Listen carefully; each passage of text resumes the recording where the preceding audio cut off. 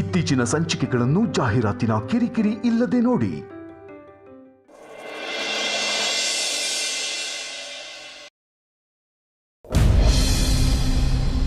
ನಮ್ಗೆ ತೇಜಸ್ ಯಾರು ಅಂತ ಯಾವತ್ತೂ ಗೊತ್ತಿರಲಿಲ್ಲ.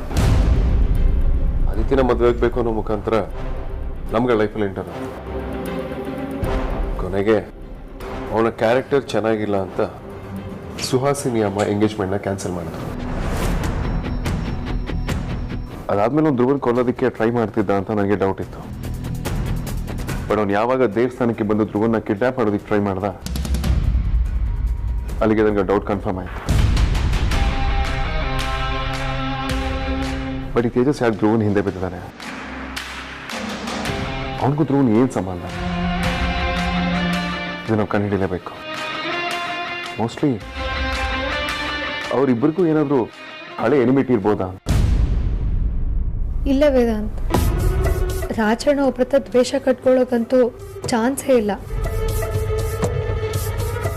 ಅವ್ರ ಜನಗಳ ಜೊತೆ ಹೇಗೆ ನಡ್ಕೋತಾ ಇದ್ರು, ಎಷ್ಟು ಪ್ರೀತಿಯಿಂದ ವರ್ತಿಸ್ತಾ ಇದ್ರು ಅಂತ ನನಗೆ ಚೆನ್ನಾಗಿ ಗೊತ್ತಿದೆ. ಅಂಥ ವ್ಯಕ್ತಿ ಈ ಲೋಫರ್ ತೇಜಸ್ ಜೊತೆ ಕಿರಿಕ್ ಮಾಡ್ಕೊಳ್ಳೋದು ಅಂತಂದ್ರೆ ನಂಬಕ್ ಆಗದೆ ಇರೋಂಥ ವಿಷಯ. ಅದು ಅಲ್ಲದೆ ರಾಜಣ್ಣ ನಮ್ಮ ಹತ್ರ ಎಲ್ಲ ವಿಷಯನೂ ಶೇರ್ ಮಾಡ್ಕೊಳ್ತಿದ್ರು. ಈ ವಿಷಯ ಶೇರ್ ಮಾಡ್ಕೊಂಡಿಲ್ಲ ಅಂತಂದ್ರೆ ಇಲ್ಲಿ ಬೇರೆ ಏನೋ ಇದೆ ವೇದಾಂತ್. ಆ ತೇಜಸ್ ಯಾಕೆ ನಮ್ಮ ರಾಜಣ್ಣನಿಂದ ಬಿದ್ದಿದ್ದಾನೆ ಅನ್ನೋದೇ ಗೊತ್ತಾಗ್ತಿಲ್ಲ. ಹಾಗಾದ್ರೆ ಖಂಡಿತವಾಗ್ಲೂ ಬೇರೆ ಕಾರಣ ಇಲ್ಲ. ಅವನು ಯಾಕೆ ನಿಮ್ಮ ಧ್ರುವನ್ ಹಿಂದೆ ಬಿದ್ದಿದ್ದಾನೆ? ಅವ್ರಿಗೆ ಬರೀ ಧ್ರುವ ಸರ್ ಮೇಲೆ ದ್ವೇಷ ಇರ್ಬೋದು ಅಂತ ಹೇಳೋಕ್ಕಾಗಲ್ಲ. ಅವ್ರಿಗಿಡೀ ಫ್ಯಾಮಿಲಿ ಮೇಲೆ ದ್ವೇಷ ಇರ್ಬೋದಲ್ವಾ? No problem. ಹಾಗಿದ್ದಿದ್ರೆ ಅವರು ಡೈರೆಕ್ಟ್ ಆಗಿ ನನ್ನ ಮೇಲೆ ಅಟ್ಯಾಕ್ ಮಾಡ್ತಿದ್ರೆ ಹೊರತು ಧ್ರುವ ಮೇಲೆ ಅಟ್ಯಾಕ್ ಮಾಡ್ತಿರ್ಲಿಲ್ಲ.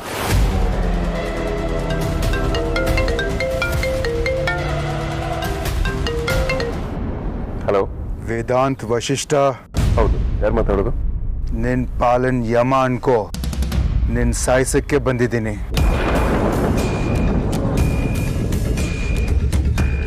Return call. ಸಾಯಿಸ್ತೀನಿ ಅಂತ ಯಾರೋ ಹೆದರ್ಸ್ತಾ ಇದ್ದಾರೆ. ನೀನು ಲೌಡ್ ಸ್ಪೀಕರ್ ಹಾಕು, ನಾನು ರೆಕಾರ್ಡ್ ಮಾಡ್ಕೋತೀನಿ.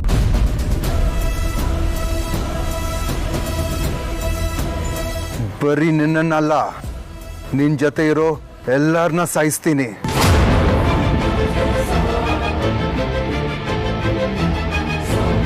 You idiot. ಮೊದಲು ನೀನು ಯಾರು ಅಂತ ಹೇಳಿ, ಆಮೇಲೆ ನಿನ್ನ ಹತ್ರ ಮಾತಾಡ್ತೀನಿ.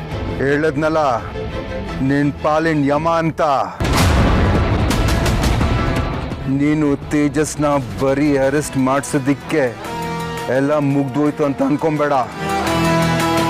ನಿಜವಾದ ಆಟ ಶುರು ಆಗೋದು ಇನ್ಮೇಲೇನೆ. ಇವಾಗ ನೀನ್ ಗೆದ್ದಿರ್ಬೋದು, ಆದ್ರೆ ಫೈನಲ್ ಆಟ ನಂದೇ. ನನ್ನ ಫ್ಯಾಮಿಲಿ ಬಗ್ಗೆ ಇಷ್ಟೊಂದು ಸೀರಿಯಸ್ ಆಗಿ ಮಾತಾಡ್ತಿದ್ಯಲ್ಲ, ಮೊದಲು ನೀನು ಯಾರು ಅಂತ ಹೇಳು. ಯಾರು ಯಾರನ್ನ ಸಾಯಿಸ್ತಾರೆ, ಯಾರನ್ನ ಹೊಡಿತಾರೆ ಅಂತ ಆಮೇಲೆ ನೋಡೋಣ.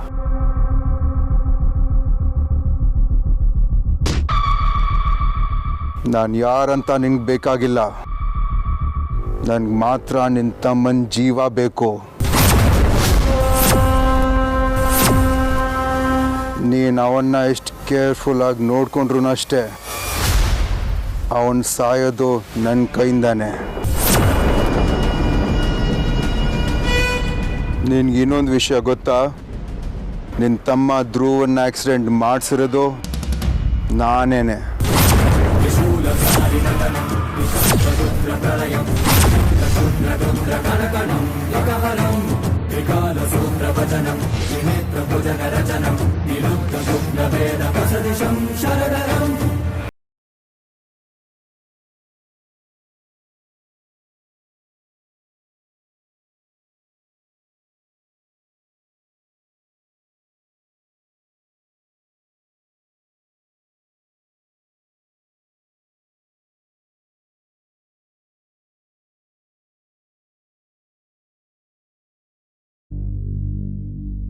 ಬರೇ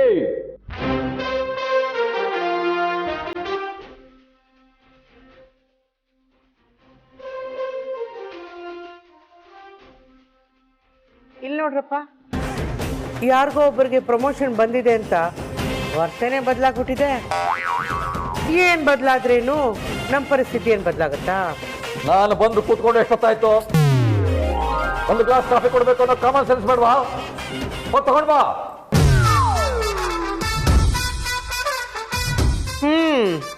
ಅಲ್ಪನಿಗೆ ಐಶ್ವರ್ಯ ಬಂದ್ರೆ ಅರ್ಧ ರಾತ್ರಿನಲ್ಲಿ ಕಾಫಿ ಕೇಳಿದ್ರಂತೆ. ಒಂದು ಮಾತು ನೆನಪಲ್ಲಿ ಇಟ್ಕೋಬೇಕು, ಹತ್ತಿದ ಏಣಿನ ಕಲ್ಸಿದ ಗುರುನ ಯಾವತ್ತೂ ಮರಿಬಾರ್ದು. ನೀನು ಯಾರ ಹತ್ರ ಮಾತಾಡ್ತಾ ಇದೀಯ ಅನ್ನೋ ಪರಿಜ್ಞಾನ ಇದೆಯಾ? ಗೊತ್ತಿರೋದಕ್ಕೆ ಮಾತಾಡ್ತಿರೋದು. ಸೂಪರ್ವೈಸರ್ ಹತ್ರ ಮಾತಾಡ್ಬೇಕಾದ್ರೆ ಮರ್ಯಾದೆ ಕೊಟ್ಟು ಮಾತಾಡ್ಬೇಕು. ಮಾತಾಡಕ್ ಬರುತ್ತೆ ಅಂತ ಬಾಯಿಗೆ ಬಂದಿದ್ದನ್ನೇ ಮಾತಾಡೋದಲ್ಲ, ಗೊತ್ತಾಯ್ತಾ? ನೀವು ಸೂಪರ್ವೈಸರ್ ಆದ್ರೂ ಆಗಿರಿ, ಏನಾದ್ರೂ ಆಗಿರಿ, ನಾನಿರೋದು ಇದೇ ಥರನೇ. ನಾನು ಕರೆಯೋದು ನಿಮ್ಮನ್ನ ರೀ ಅಂತಾನೆ. ಸಾರಿ.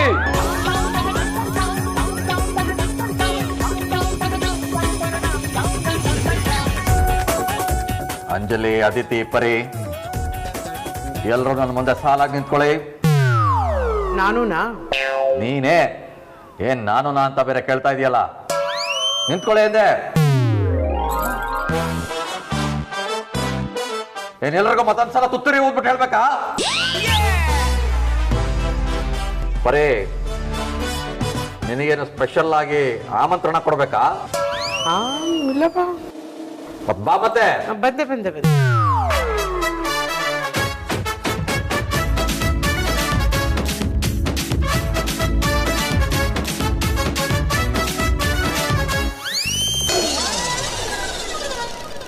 ಅಟೆನ್ಷನ್.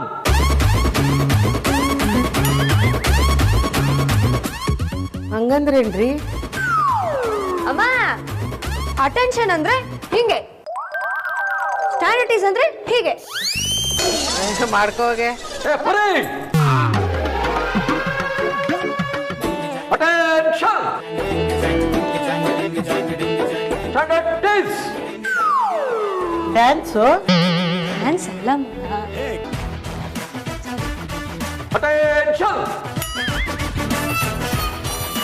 ಸ್ಟ್ಯಾಂಡರ್ಡೀಸ್. ಅಟೆನ್ಷನ್.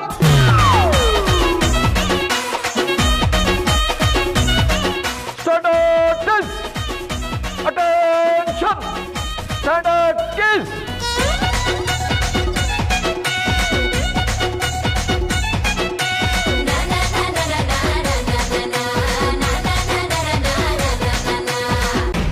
ಆ ದಿನ ಅವನ ಅದೃಷ್ಟ ಚೆನ್ನಾಗಿತ್ತು, ಅದಕ್ಕೆ ಬದುಕ್ದ.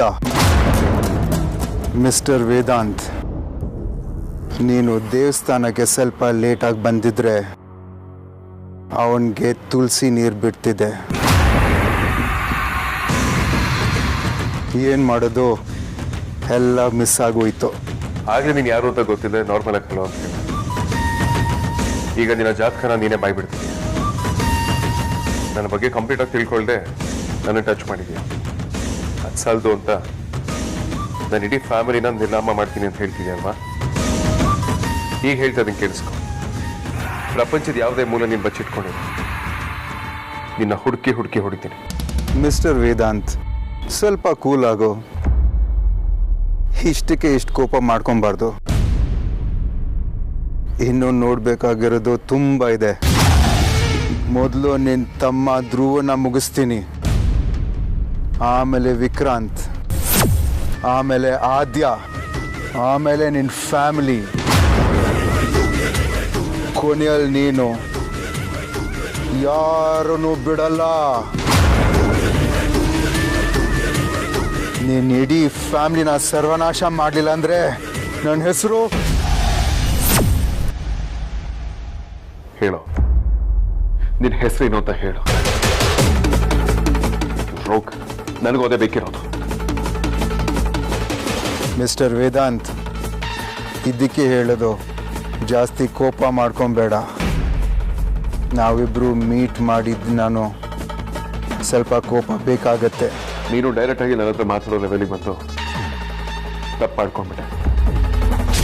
ನನ್ನ ಹೆಂಡತಿ ಯೂಶಲಿ ಮಾಸಾಗಿ ಒಂದು ಡೈಲಾಗ್ನ ಉಪಯೋಗಿಸುತ್ತೆ, ಅಟ್ಟಾಡ್ಸ್ಬಿಡ್ತೀನಿ ಅಂತ. ಇನ್ನು ಮುಂದೆ ನಿನಗೆ ಪ್ರೊಸೀಜರ್ ಶುರುವಾಯಿತು ಅನ್ಕೋ. ಮಿಸ್ಟರ್ ವೇದಾಂತ್, ನಾನು ಅಷ್ಟೇ. ಸೂರ್ಯನಾರಾಯಣನ್ ಫ್ಯಾಮ್ಲಿನ ಸರ್ವನಾಶ ಮಾಡಲಿಲ್ಲ ಅಂದರೆ ನಾನು ನನ್ನ ಹೆಸರು ಬದಲಾಯಿಸ್ಕೊತೀನಿ.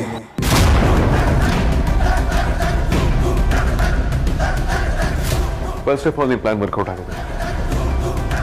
ಅದನ್ನ ಬಿಟ್ಟು ನಿನ್ನ ಪ್ಲಾನಿಂಗ್ ಬಗ್ಗೆ ಮಾತಾಡಬೇಕು ಅಂದರೆ ಖಂಡಿತವಾಗ್ಲೂ ನಿನ್ನ ಪ್ಲಾನಿಂಗಲ್ಲಿ ಫ್ಲಾ ಇದೆ. ನೀನು ನನ್ನನ್ನು ಕೊನೆಯಲ್ಲಿ ಮುಗಿಸ್ತೀನಿ ಅಂತ ಡಿಸೈಡ್ ಮಾಡ್ಕೊಂಡಿರೋದು ತುಂಬಾ ದೊಡ್ಡದು. ವೇದಾಂತ ಬದುಕಿರೋವರೆಗೂ ಅವರ ಫ್ಯಾಮಿಲಿಯಲ್ಲಿ ಒಬ್ಬರನ್ನು ಮುಟ್ಟೋದಕ್ಕಾಗಲ್ಲ. ನೀನು ತಾಕತ್ತಿದ್ರೆ ಮೊದಲು ನನ್ನನ್ನು ಮುಟ್ಟು. ನೀನು ಬದುಕಿದ್ರೆ ನೆಕ್ಸ್ಟ್ ಸ್ಟೆಪ್ ತಗೊಳ್ಳೋದು. ಮಿಸ್ಟರ್ ವೇದಾಂತ್, ನನಗೂ ಅಷ್ಟೇ ಚಾಲೆಂಜ್ ಅಂದರೆ ತುಂಬ ಇಷ್ಟ. ನೋಡೇ ಬಿಡೋಣ, ಗೆಲ್ಲೋದು ಯಾರು, ನೀನಾ ಅಥವಾ ನಾನಾ? ನಿನ್ನ ಕೈಲಿ ವಾಚ್ ಇದ್ರೆ ಟೈಮ್ನ ನೋಟ್ ಮಾಡಿ ಇಟ್ಕೊ. ಈ ಟೈಮಿಂದ ನಿನ್ನ ಬ್ಯಾಕ್ ಟೈಮ್ ಶುರು ಆಗ್ತಿದೆ. ಆ್ಯಂಡ್ ಒನ್ ಮೋರ್ ಥಿಂಗ್, ನನ್ನನ್ನು ಚಾಲೆಂಜ್ ಮಾಡಕ್ಕೆ ಬಂದವ್ರನ್ನೆಲ್ಲ ಅಲಾರಾಮ್ ಇಟ್ಟು ಹೊಡ್ತಿದ್ದೀನಿ. Good luck.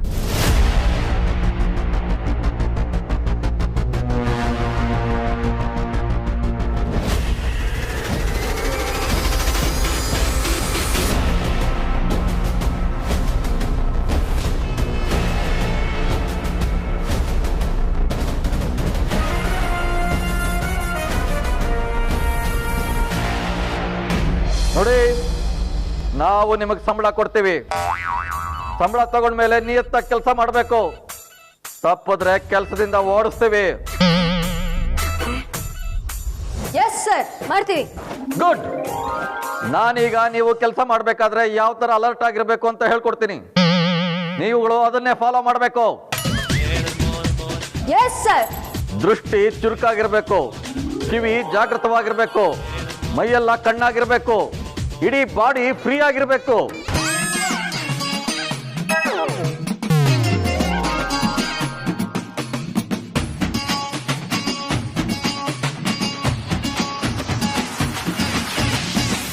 ಯಾಕೆಲ್ಲರೂ ನಗ್ತಾ ಇದ್ದೀರಾ?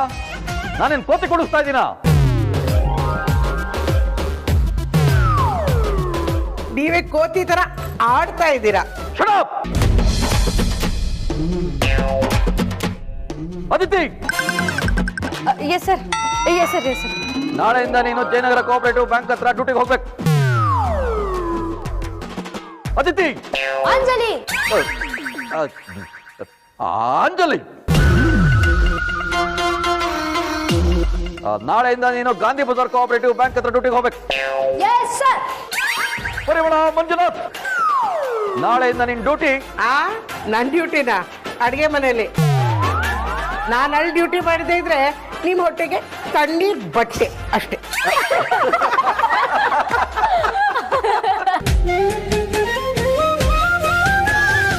ಹೇಗಿತ್ತು ಆಕ್ಟಿಂಗು? ಅಯ್ಯೋ,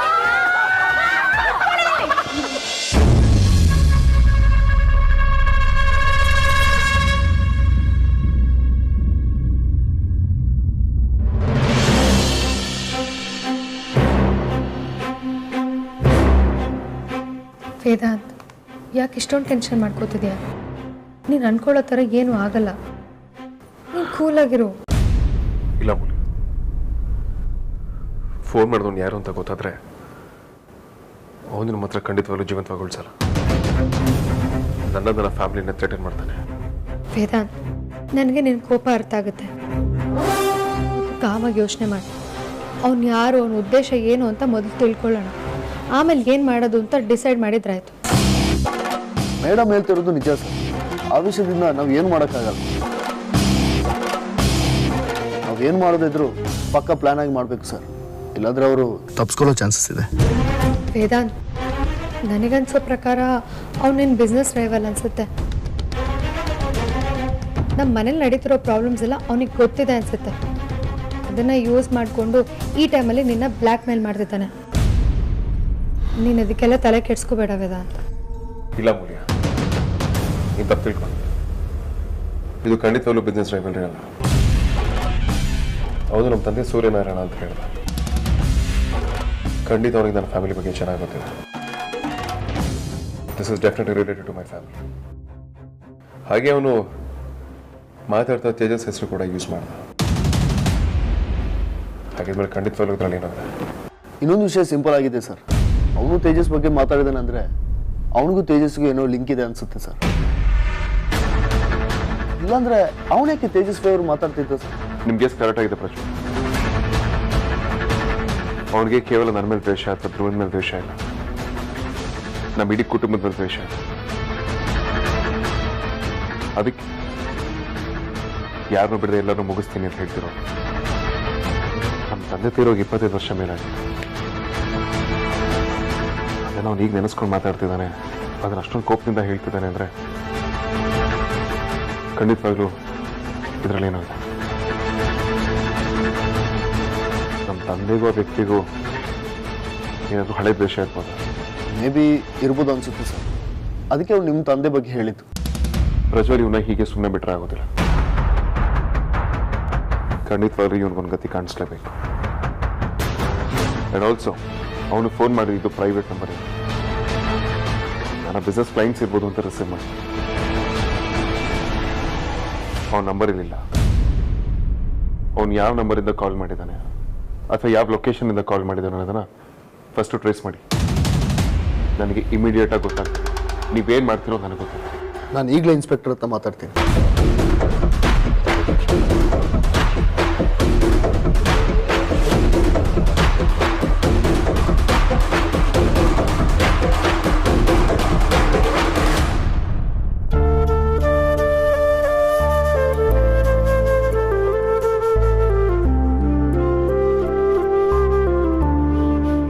ಕಾಫಿ ತಗೊಳ್ರಿ. ರೀ ಕಾಫಿ.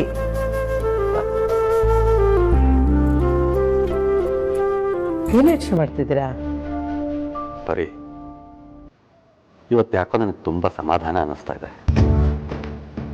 ಮನಸ್ಸಿಗೆ ಒಂಥರ ನೆಮ್ಮದಿ ಅನ್ನಿಸ್ತಾ ಇದೆ. ಹೌದಾ? ಯಾಕ್ರಿ? ಇಷ್ಟು ವರ್ಷ ಬರೀ ಮಕ್ಕಳು ಮದುವೆ ಮಾಡಬೇಕು, ಸಂಸಾರ ತೂಗಿಸ್ಕೊಂಡು ಹೋಗ್ಬೇಕು ಅನ್ನೋ ಜಂಜಾಟದಲ್ಲೇ ಕಾಲ ಕಳೆದೆ ಪರಿ. ಅದಕ್ಕೆ ತುಂಬ ಸಾಲ ಮಾಡಿಕೊಂಡು ಸಾಲಗಾರರಿಗೆ ಸುಳ್ಳು ಹೇಳ್ಕೊಂಡು ತಿರುಗಿದ್ದು ಆಯಿತು, ಮರ್ಯಾದೆನೇ ಕಳ್ಕೊಂಡಿದ್ದಾಯಿತು. ಇವತ್ತು ಆ ಗೊಡವೆಗಳಿಂದ ಪೂರ್ತಿ ಹೊರಗೆ ಬಂದಿದ್ದೀನಿ ಅಂತ ಅನ್ನಿಸ್ತಾ ಇದೆ ಪರಿ. ಅದಕ್ಕೆ ಮನಸ್ಸಿಗೆ ಒಂಥರ ಹಿತ ಅನ್ನಿಸ್ತಾ ಇದೆ. ಯಾಕ್ರಿ ಏನೇನೋ ಮಾತಾಡ್ತಿದ್ದೀರಾ? ಏನಾಯ್ತು ನಿಮಗೆ? ಬರೀ ಸೂಪರ್ವೈಸರ್ ಆಗಿ ಕೆಲಸ ಸಿಕ್ಕ ಮೇಲೆ ಕಳ್ಕೊಂಡಿರೋ ಮರ್ಯಾದೆ ಎಲ್ಲ ವಾಪಸ್ ಬಂದಂಗೆ ಅನಿಸ್ತಾ ಇದೆ. ಆರ್ತಿ ಅಮ್ಮ ಮದುವೆ ಮಾಡ್ದಂಗೆ ಅದಿತಿ ಅಂದು ಮದುವೆನೂ ಮಾಡಬಹುದು ಅನ್ನೋ ಧೈರ್ಯ ಹೆಚ್ಚಾಗ್ತಾ ಇದೆ. ಇವತ್ತು ನನಗೆ ಎಷ್ಟು ಖುಷಿ ಆಗ್ತಾ ಇದೆ ಗೊತ್ತಪ್ಪ. ಇಷ್ಟು ದಿವಸ ಬರೀ ನಿಮ್ಮನ್ನು ಮೆಚ್ಚೋದಕ್ಕೆ ನಗ್ತಾ ಇದ್ದೆ, ಆದರೆ ಇವತ್ತು ನಾನು ಮನಸಾರೆ ನಗ್ತಾ ಇದ್ದೀನಿ. ಬರೀ ನಮ್ಮ ಏಜೆನ್ಸಿಯವನಿಗೆ ಆ ದೇವರು ಅದೇನು ಬುದ್ಧಿ ಕೊಟ್ಟನೋ ಗೊತ್ತಿಲ್ಲ. ಸಾಲ ವಾಪಸ್ ಕೊಡು ಅಂತ ಕಾಡ್ತಾ ಇದ್ದವನು ಸಾಲನೂ ಕೇಳದೆ ತಿರುಗಿ ವಾಪಸ್ ಕೆಲಸ ಕೊಟ್ಟಿದ್ದಾನೆ. ಅವನಿಗೆ ಅದೆಷ್ಟು ಧನ್ಯವಾದ ಹೇಳಿದ್ರು ಸಾಲೋದಿಲ್ಲ. ನಿಜ ರೀ, ಇದೆಲ್ಲ ಒಂಥರ ಕನ್ಸಲ್ಲಿ ನಡೆದಂಗೆ ಅನಿಸ್ತಿದೆ. ನಿಮಗೆ ಸಮಾಧಾನ ಆಯ್ತಲ್ಲ, ನನಗದೇ ಖುಷಿ.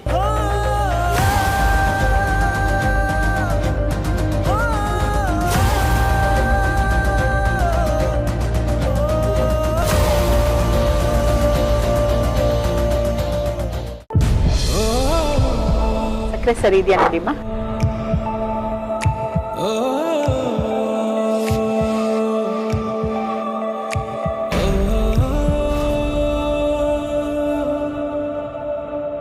ವೈದೇಹಿ,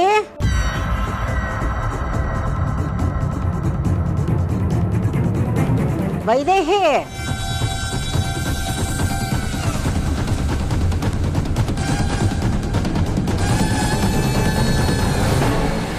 ವೈದೇಹಿ,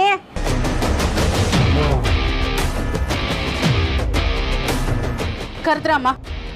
ಯಾಕಮ್ಮ ಕರೆದಿದ್ದು ಕೇಳಿಸ್ಲಿಲ್ವಾ? ಹೌದು, ಈ ಮನೇಲಿ ವೈದೇಹಿ ಅಂದ್ರೆ ನೀನೇ ತಾನೆ?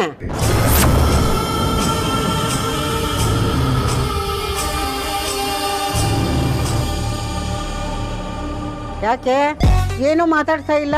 ಅಮ್ಮ, ಯಾಕೆ ಈ ತರ ಮಾತಾಡ್ತಾ ಇದ್ದೀರಾ? ವೈದೇಹಿ ನಾನಲ್ದೆ ಇನ್ಯಾರಾಗಕ್ ಸಾಧ್ಯ? ಅಲ್ಲ, ನಾನು ಕರೆದಿದ್ದು ಕೇಳಿಸ್ತಾ ಇರೋರಾಗಿದ್ದೀಯಲ್ಲ, ಇನ್ನೇನು ಅಂದ್ಕೋಬೇಕು ಹೇಳು? ಇಲ್ಲಮ್ಮ, ನಾನು ಯಾವುದೋ ಬೇರೆ ಯೋಚನೆಯಲ್ಲಿದ್ದೆ. ಅದಕ್ಕೆ ಕೇಳಿಸ್ಲಿಲ್ಲ. ಹಾಂ, ನೀನು ಅದೇನು ಯೋಚನೆ ಮಾಡ್ತೀಯೋ, ಯಾರ ಜೊತೆ ಮಾತಾಡ್ತೀಯೋ ಒಂದು ಅರ್ಥ ಆಗಲ್ಲ. ಅಲ್ಲ ಕಣೆ, ಎಷ್ಟೋ ವರ್ಷಗಳಾದ್ಮೇಲೆ ನಿನ್ನ ನೋಡ್ತಾ ಇದ್ದೀನಿ. ನಿನ್ನ ಜೊತೆ ಮಾತಾಡಬೇಕು, ಕಷ್ಟ ಸುಖ ಎಲ್ಲ ಹೇಳ್ಕೋಬೇಕು ಅಂತ ಇದ್ದೀನಿ. ನೀನು ಕೈಗೆ ಸಿಕ್ಕಲ್ವಲ್ಲೇ? ಯಾಕೆ ನನ್ನ ಜೊತೆ ಮಾತಾಡೋದಕ್ಕೆ ಇಷ್ಟ ಇಲ್ವಾ ನಿನಗೆ? ಅಂದ್ರೆ ನಿಮಗೆ ಕಣ್ ಕಾಣಿಸ್ತಿದ್ಯಾ? ನಾನು ನಿಮಗೆ ಕಾಣಿಸ್ತಾ ಇದ್ದೀನಾ?